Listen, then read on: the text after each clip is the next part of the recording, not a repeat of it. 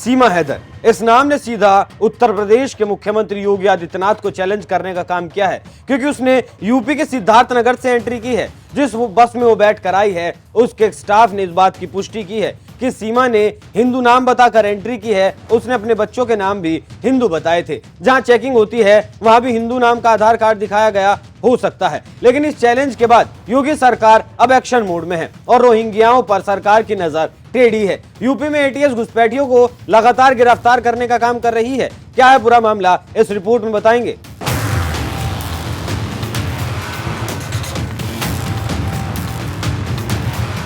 नमस्कार, NMF news देख रहे हैं आप। मैं हूं आपके साथ अभिषेक पुंडीर।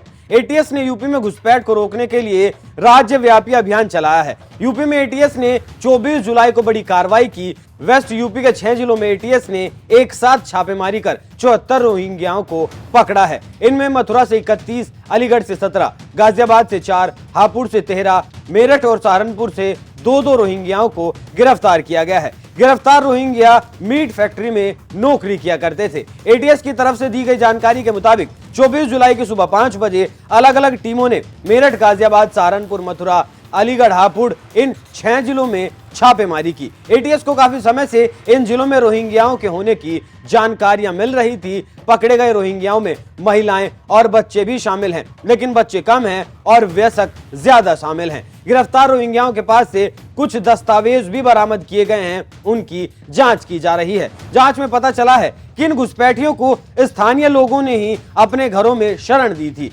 गिरफ्तार रोहिंग्याओं के खिलाफ एफआईआर दर्ज कर ली गई है। एटीएस जांच कर रही है कि रोहिंग्याओं को कब और किसने बॉर्डर का पार करवाया था, उन्हें शरण देने वालों और उनके कागजात बनाने वाले कौन लोग थे। यही हिस्सा इस जांच का सबसे जरूरी पहलू भी है कि कौन है वो लोग जो चंद रुपयों के लिए देश के साथ गद्दारी कर रहे हैं। चंद कागज के टुकड़ों के लिए इन घुसपैठियों के आधार कार्ड बना दिए जाते हैं, बैंक खाते खुलवा दिए जाते हैं, पैन कार्ड बन जाते हैं, वोटर आईडी कार्ड बनवा दिए जाते हैं और ये देश के नागरिक बन जाते हैं मात्र 5 से 10 हजार रुपए में। कोई कानून ही नहीं है किसके इशारे पर, किसके कहने पर 5 से 10 हजार रुपयों में इस देश की नागरिकता बेच दी जा रही है। इससे पहले भी तमाम घुसपैठियों को एटीएस ने पकड़ा है। सीमा नेपाल के रास्ते भारत आई और ये बांग्लादेश के रास्ते हिंदुस्तान में दाखिल हो रहे हैं। यहाँ सवाल भारत की सरकार पर भी खड़ा होता है कि किसी दूसरे देश के नागरिक आखिर भारत में दाखिल कैसे हो जाते हैं। इनकी बॉर्डर पर कोई चेकिंग क्यों नहीं होती, और अगर होती है तो फिर इतनी ढुलमुल क्यों होती है।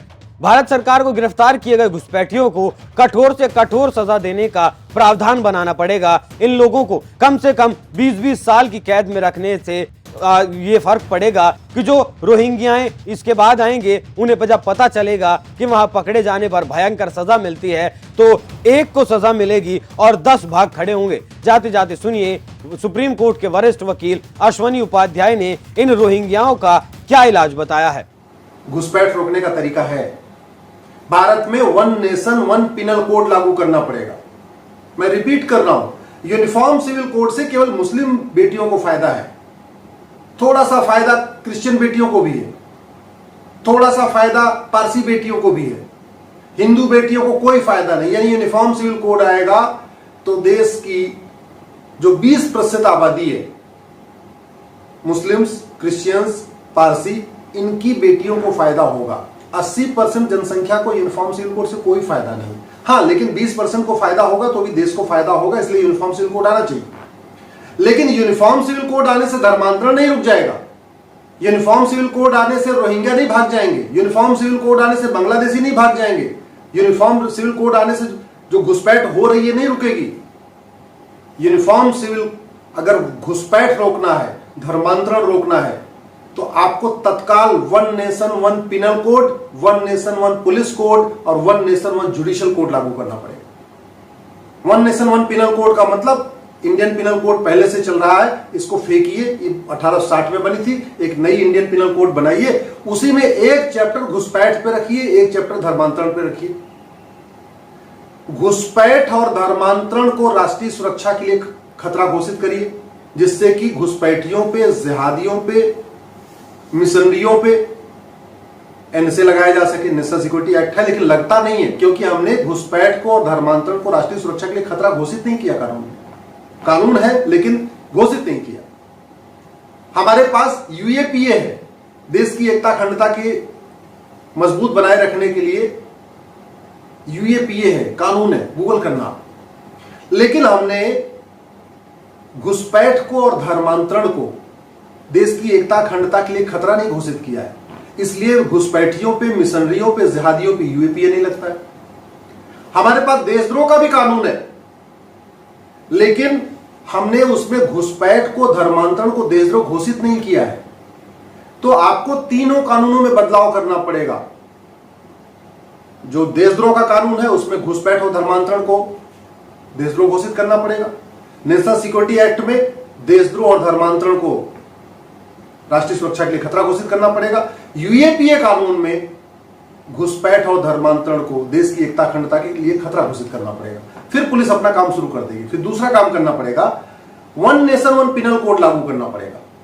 हमारे देश में 1861 का पुलिस एक्ट चल रहा है और ये 1861 का पुलिस एक्ट अंग्रेजों ने बनाया था देश के हमें भारत को गुलाम बनाए रखने के लिए।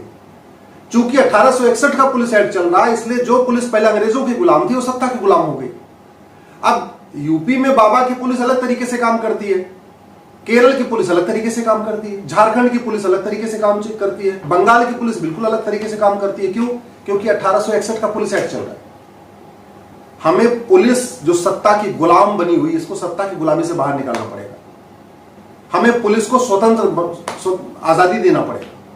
पुलिस के ऊपर जो तलवार लटकती रहती है कि किसी जिहादी को पकड़ ले, किसी मिशनरी को पकड़ ले, किसी घुसपैठिया को पकड़ ले तो उसका रातों रात ट्रांसफर हो जाएगा, उससे हमें बचाने के लिए 1861 का पुलिस एक्ट खत्म करना पड़ेगा।